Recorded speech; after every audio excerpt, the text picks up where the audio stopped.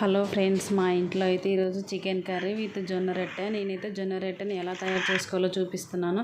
పిండిని అయితే ఫస్ట్ ఇలా కలుపుకోవాలి. ఒక ముద్దలాగా కలుపుకొని మనకి ఎంత సైజు రొట్టె చేయాలనుకుంటున్నామో అంత సైజు పిండి ముద్ద తీసుకొని బాగా కలుపుకోవాలి. కలుపుకున్న తర్వాత ఒక పొడి పిండి వేసుకొని దాన్ని స్లోగా స్ప్రెడ్ చేసుకోవడమే. స్లోగా అలా తట్టుకుంటే ఒక రొట్టెలాగా షేప్ వస్తుంది. రౌండ్ షేప్ రావాలంటే ఇలా నీట్గా తట్టుకోండి. తట్టుకున్న తర్వాత పెంచు హీట్ చేసుకోండి. పెంచు హీట్ అయిన తర్వాత రొట్టెని ఇలా ఫైనల్గా అనుకొని మొత్తం అది హీట్ అయిన తర్వాత దానిపైకి రొట్టెని స్లోగా వేసుకోవడం మాత్రమే. వేసుకున్న తర్వాత రొట్టె కాలిన తర్వాత కొద్దిగా వాటర్ తీసుకొని అలా బట్టతో స్ప్రెడ్ చేయండి, ఎందుకంటే చేయి కాలుతుంది.